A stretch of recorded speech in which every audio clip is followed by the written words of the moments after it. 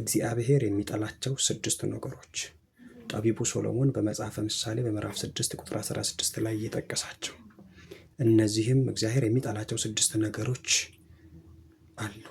ከነዚህም 7ኛዋን እግዚአብሔር አጥብቆ ይጸየፋታል።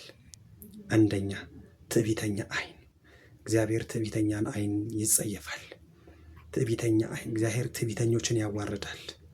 እግዚአብሔር ኃያላንን ባዮችን ያዋርዳል። ትሑታንን ግን እግዚአብሔር ያከብራል፣ ከፍ ያደርጋል፣ ጸጋን ያላብሳል። እግዚአብሔር ትዕቢተኛን ይጠላል። ትዕቢትን እግዚአብሔር ከልቦናችን ነቅሎ ይጣልልን። ራስን ከፍ ከፍ ማድረግ፣ በገንዘብ መታመን፣ በስልጣን መመካት፣ በወገን መታመን እግዚአብሔር ይሄንን ይጠላል። እግዚአብሔር ከኛ ነቅሎ ይሄንን ኃጢአት ይጣልልን። እግዚአብሔር የሚጠላው ተግባር አንዱ ይሄ ትዕቢተኛ ተግባር ነው።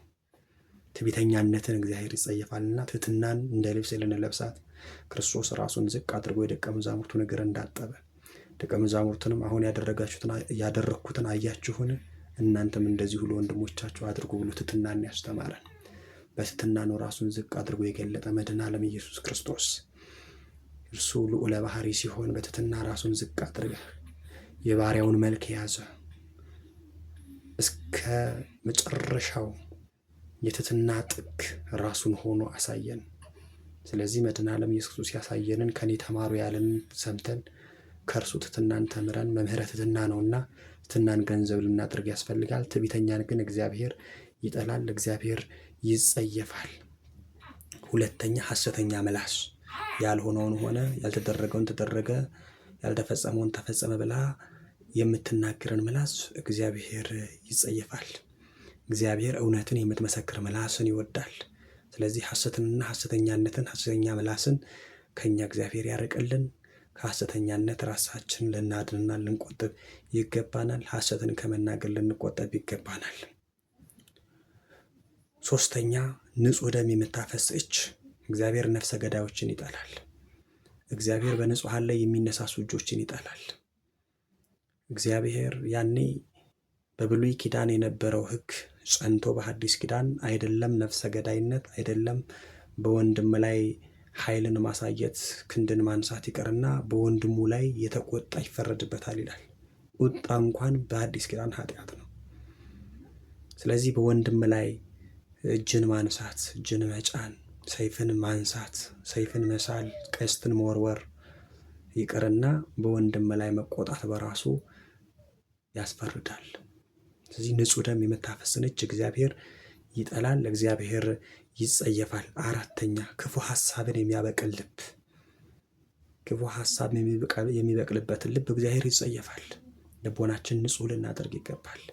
ንጹሕ ልብ ፍጠርልኝ ያለ ቅዱስ ዳዊት ለዚህ ነው። አቤቱ ንጹሕ ልብ ፍጠርልኝ፣ የቀናውን መንፈስ በውስጤ አድስ አለ ቅዱስ ዳዊት። ንጹሕ የሆነ ልብ ያስፈልገናል። እግዚአብሔርን የሚፈራ ለእግዚአብሔር ቃል የተከፈተ ለበጎ ነገር የቀና ልብ ያስፈልገናል። ክፉ ነገርን የሚያበቅል ልብ ቂምን፣ ጥርጥርን፣ አለማመንን፣ ቁጣን፣ ጸብን የሚያበቅል ልብ እግዚአብሔር ይጠላል። እግዚአብሔር ከሚጠላቸው 4ኛው ክፉ ነገርን የሚያበቅል ልብ ነው። እንደ ቅዱስ ዳዊት ጎሳ ለበየ ቃለ ሰናየ ወአነ አየድ ግብረየ ለንጉሥ። ልቡናዬ በጎ ነገርን አውጥቷል፣ እኔ ስራዬን ለንጉሥ እነግራለሁ አለ።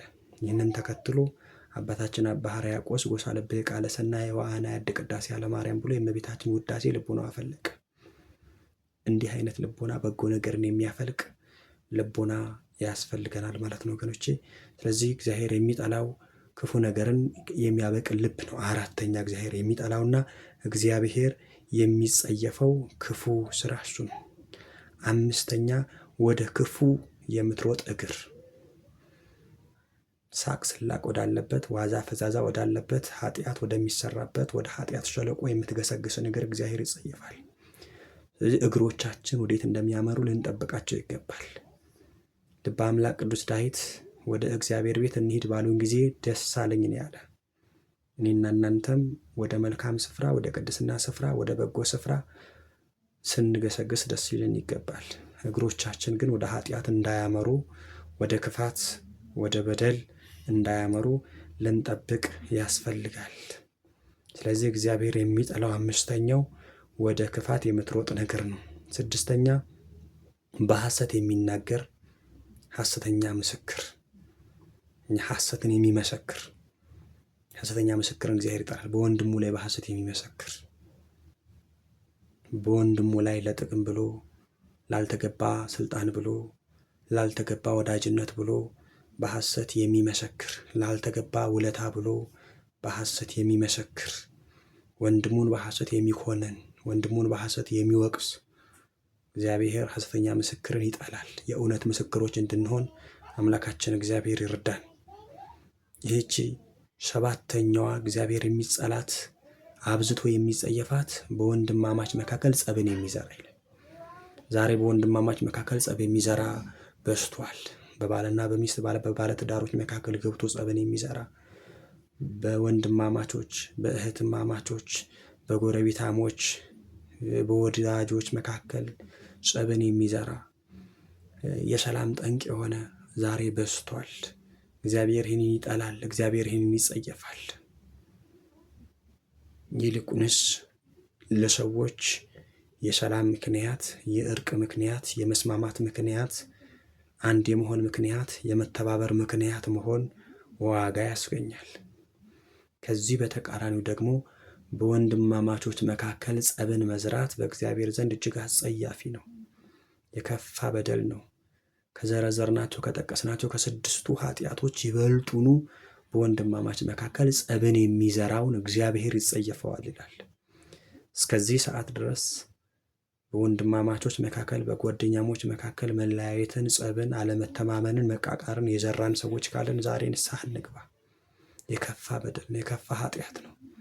እግዚአብሔር አብዝቶ የሚጸየፈው ኃጢአት ነው። እግዚአብሔር አብዝቶ የሚጠላው ኃጢአት ነው። ይህንን ነው እግዚአብሔር የሚነግረን። በወንድማማቾች መካከል ጸብን የሚዘራ እግዚአብሔር አብዝቶ የሚጠላው ኃጢአት ነው። ዛሬ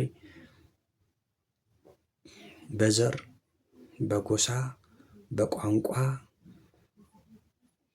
ከወንድሞቻችን ከእህቶቻችን ከወገኖቻችን ጋር ተስማምተን በፍቅር እንዳንኖር ላልተገባ ጥቅም ብለው ጸብን የሚዘሩ መለያየትን የሚዘሩ የሚሰብኩ ብዙ ወገኖቻችን አሉ። እግዚአብሔር ልቦና ይስጣቸው። ወንድም በወንድሙ ላይ በቁጣ እንዲነሳሳ ቁጣን የሚዘሩ መለያየትን የሚዘሩ መከፋፈልን የሚዘሩ ብዙ ወገኖቻችን አሉ።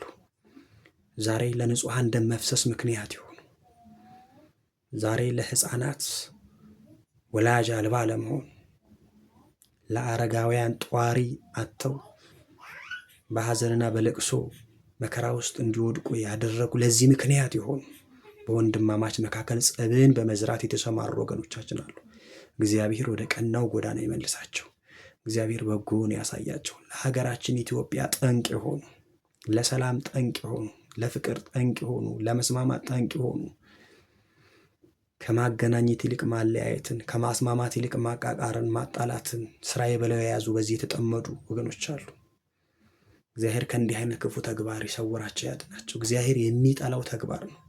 በወንድማማች መካከል ጸብን የሚዘራ እግዚአብሔር አብዝቶ የሚጸየፈው አብዝቶ የሚጠላው ኃጢአት ነው። መጽሐፍ ይህን ነው የሚለን፣ ቢቻላችሁስ ከሰው ሁሉ ጋር በሰላም ኑሩ ነው።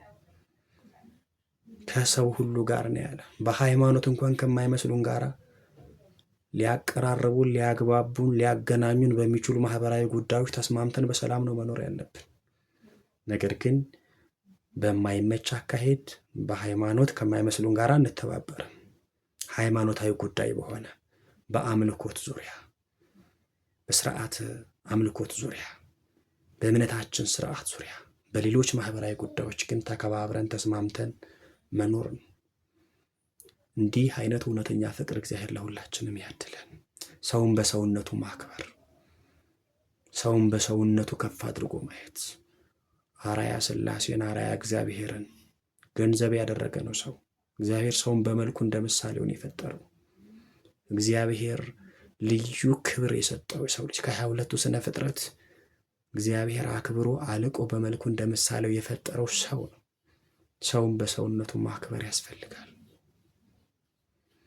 በግብሩ ደግሞ የሚገባውን ተግሳጽ ለሚገባው ተግሳጽ፣ ምክር ለሚገባው ምክር መስጠት መለገስ ያስፈልጋል።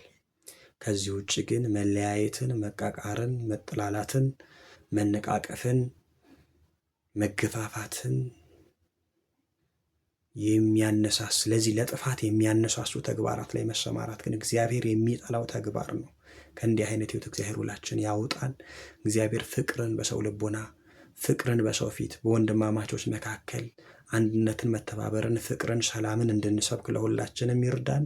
አምላከ ቅዱሳን እግዚአብሔር በቸርነቱ ሀገራችን ኢትዮጵያን ይጠብቅልን። ለእያንዳንዳችን ለሕይወታችን ሰላምና ደህንነት እግዚአብሔር ይስጠን። ይቆየ